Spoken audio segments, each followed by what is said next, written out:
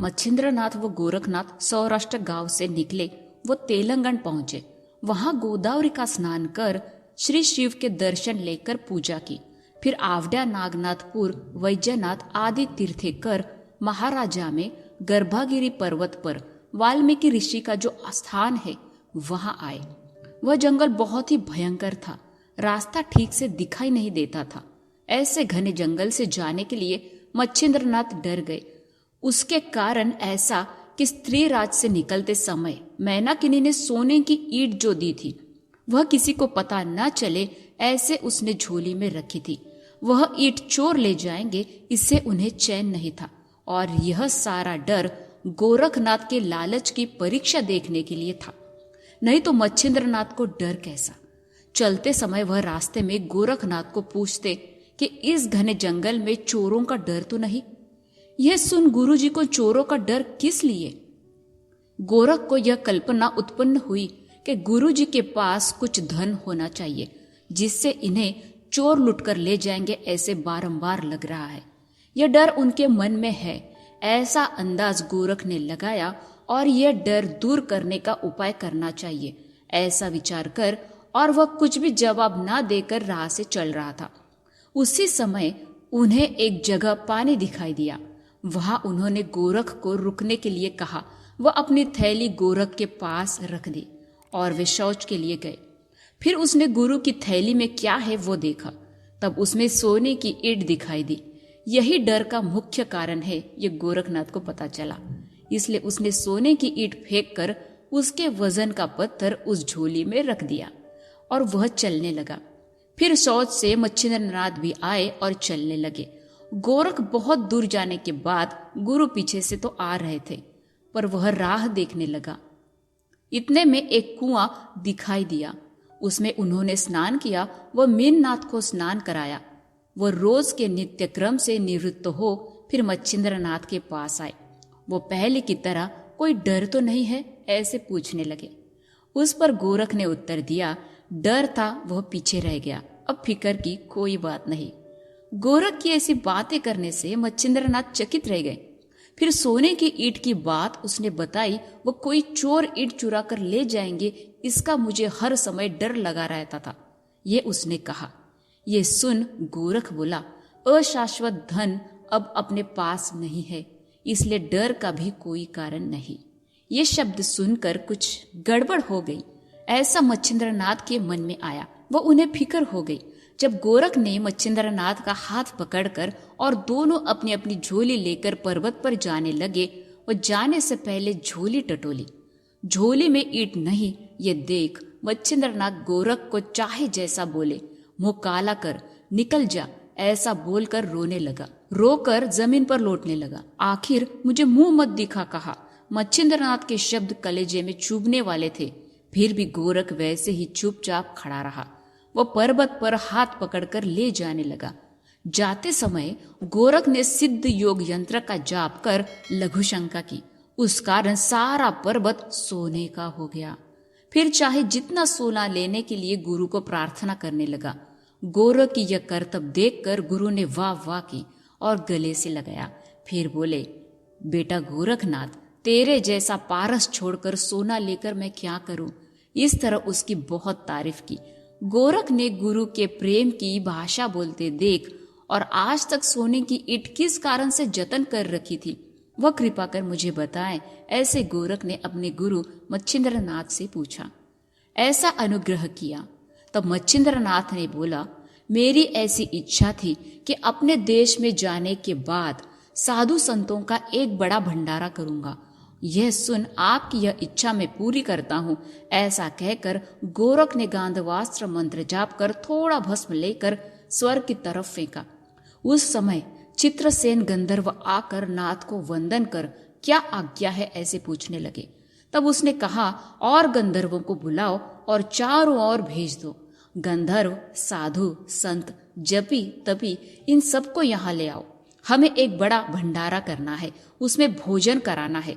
फिर चित्रसेन ने उनकी आज्ञा के अनुसार सब व्यवस्था की। वे गंधर्व सबको निमंत्रण दे आए। नवनाथ, शुक्राचार्य, दत्तात्रेय, याज्ञवल्क्य, वशिष्ठ, वामदेव, कपिल, पराशर, नारद, व्यास, वाल्मीकि आदि सब मुनिगण जल्दी ही आए। गोरखनाथ ने मच्छिंद्रनाथ से कहा कि भोजन समारंभ में बहुत से लोग आए हैं, मैं आपकी फेंकी हुई सोने की ईंट ला देता हूँ, उससे समारंभ करें।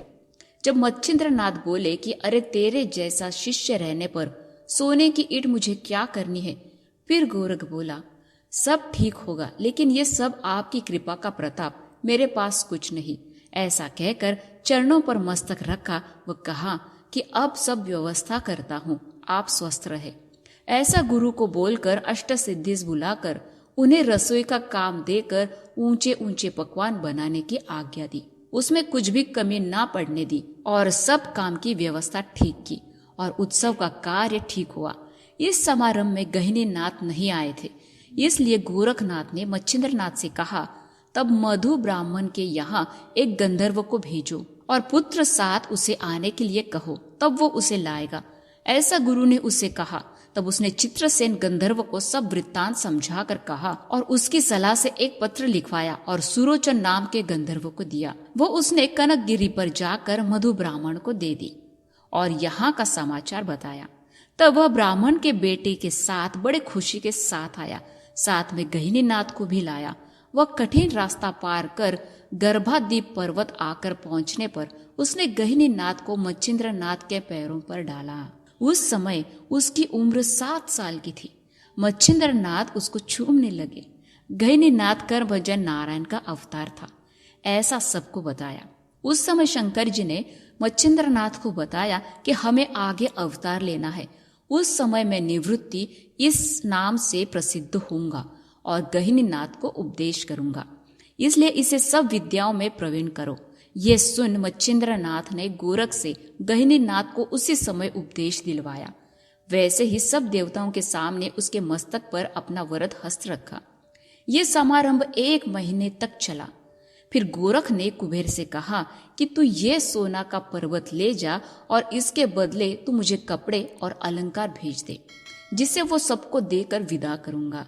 ये सुन कुबेर ने कहा यहाँ का धन यही रहने दो, आज्ञा दीजिए। उसके बाद कुबेर ने बहुत से धन, कपड़े और अलंकार लाए और सबको देकर सबको तृप्त किया और विदा किया।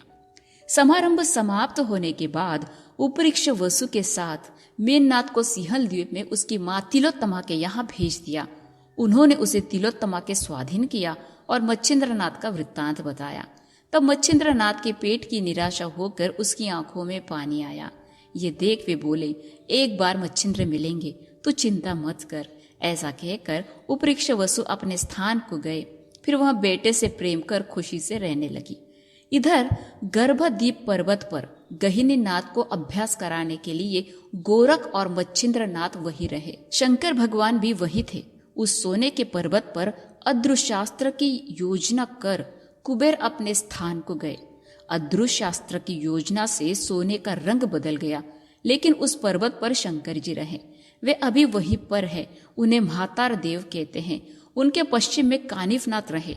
उसने उस गांव का नाम मढ़ी रखा। उसके दक्षिण में मच्छिंद्र नाथ ने रहने की जगह बनाई। उसके पूरब में जालंधर नाथ रहे।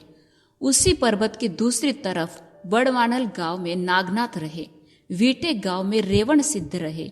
गर्भाद्वीप पर्वत पर वाम तीर्थ में गोरखनाथ रहे। उसने वही गहिनी नाथ से विद्याभ्यास कराया। 1 साल में वह सब विद्याओं में निपुण हो गए।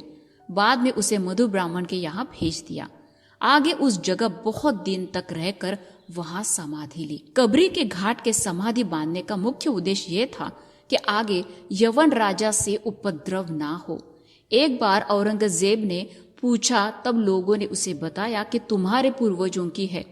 मठ में कन्होबा, पर्वती, मच्छिंद्र, उनके पूर्व में जालंधर, उसके पूर्व गहिनीनाथ। ऐसा सुन उन्होंने वे नाम पलट कर दूसरे रखे। वे इस प्रकार हैं। जान पीर ऐसा नाम जालंधर को दिया। गौरी पीर यह गहिनीनाथ को रखा और मच्छिंद्र नाथ का माया बाबलोन व कानिफ का कान्होबा ऐसा नाम रख वहां यवन पुजारी रखा। कल्याण कलियुगी बाबा चैतन्य इनकी समाधि थी, लेकिन वे नाम बदलकर राववागशर रखा। गोरख अपने आश्रम में भूतों को रख तीर्थ यात्रा पर गए। 23वां अध्याय समाप्त। जय श्री गुरुवे नमः। ओम श्री नवनाथाय नमः। धन्यवाद।